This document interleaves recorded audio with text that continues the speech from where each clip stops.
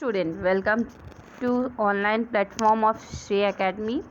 In the previous video, we studied about the chapter His First Flight. His First Flight is a chapter of young seagull, and it is about he was afraid of flying, and we read how he fell down from the ledge of mountain. And now let's continue the chapter. Then he completely forgot that he had not always been able to fly, and commanded himself to dive and soar and curve, shrinking shrilly. और उसके बाद जब young शीगुल जो है गिरता है, वो गिरते समय अपने फेदर्स को फ्लैप करके उड़ने की कोशिश करता है और वो उड़ पाता है।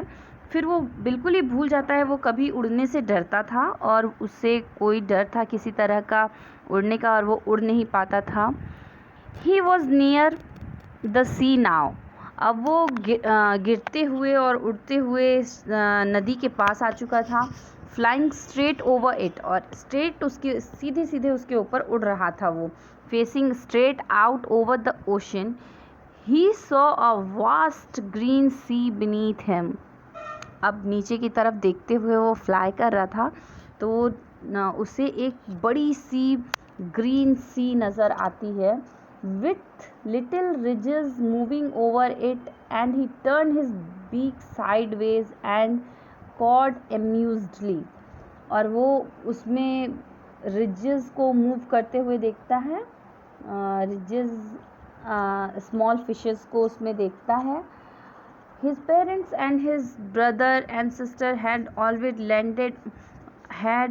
landed on this green floating ahead of him. और उसके पेरेंट्स और उसके ब्रदर सिस्टर उसके पास लैंड कर चुके थे उस ग्रीन सी के पास। They were beckoning to him, calling shrilly. He dropped his leg to stand on the green sea. His legs sank into it. और वो क्या करता है कि जब ग्रीन सी के तल के पास पहुंच जाता है तो वो उस पर अपने पैर रखने की कोशिश करता है सी के ऊपर, बट पानी में पैर रखेगा तो वो ऑब्वियस सी बात है कि डूबेगा, तो वो उसके पैर डूब जाते हैं। His legs sank into it. He screamed with fright and attempted to rise again flapping his wing. और वो जब डूबने लगते हैं उसके पैर तो वो डर जाता है और डर के चिल्लाता है खूब ज़ोर से और फिर से उड़ने की कोशिश करता है। But he was tired and weak with hunger. लेकिन वो बहुत कमज़ोर हो चुका था और थक चुका था खाली पेट के वजह से, भूखे होने की वजह से। And he could not rise, और वो उठ नहीं पाता है। Exhausted by the strange exercise, और फ्लाइंग एक एक्सरसाइज हो जाती है उसके लिए जिसके वजह से वो थक जाता है। His feet sank into the green sea and his belly touched it. उसके फीट जो हैं वो शैंक और डूबने लगते हैं नदी में, और उसकी बेली टच करती है पानी को।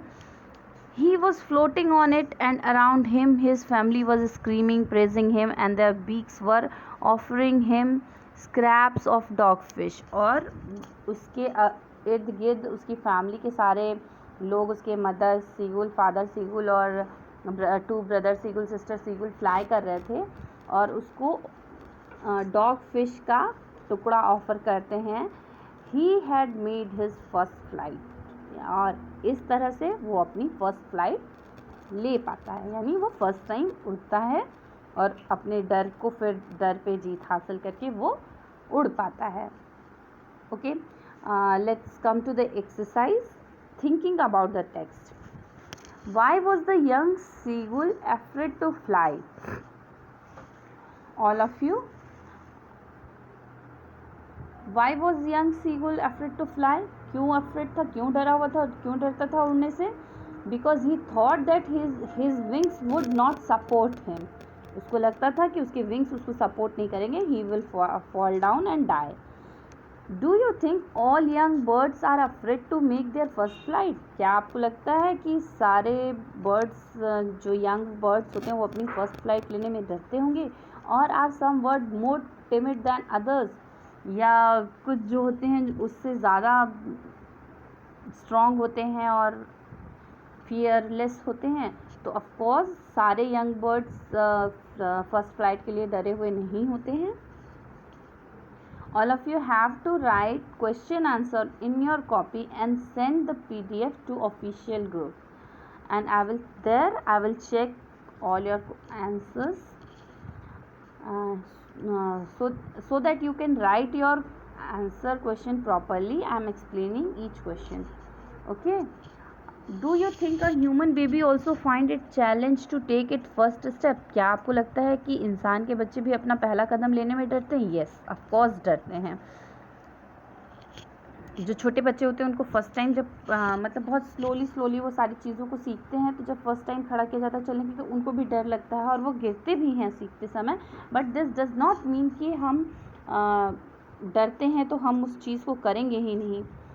The site of food मैडेंड him. What does this suggest? What compelled the young seagull to finally fly? अब sight of food maddened him, इस लाइन से आपको क्या सजेस्ट होता है? तो वो इतना भूखा था, उसे भूख लगी हुई थी और वो खाना देख करके पागल हो जाता है और सोचता है कि मैं कैसे भाग के खाना ले लूँ, और वो खाना पाने की चाहत ही उसको उड़ना सिखाती है। They were beckoning to him, calling shrilly. Why did the seagull's father and mother threaten him and cajole him to fly? Seagull's father mother threatened him to fly because if he will not fly, then who will provide food to him? So, to live for his life, his mother and father scolded him and encouraged him to fly. Have you ever had a similar experience where your parents encouraged you to do something that you were too scared to try? Discuss this in pair or groups. It is self-doing question. I would like to see the answer of this question in your copies. In the case of a bird flying, it seems a natural act and a foregone conclusion that it should succeed. In the examples you have given in answer to the previous question, what was your successful guaranteed, or was it important you to try regardless of a possibility of fearless? तो आप जो answer देंगे question number 4 में, उसके ही according ये answer होगा कि क्या आपको जब आपने वो अटैम्प्ट किया जिसको आप करने से डर रहे थे, तो क्या आपको फेलियर का डर था या अटैम्प्ट करना ज़रूरी था।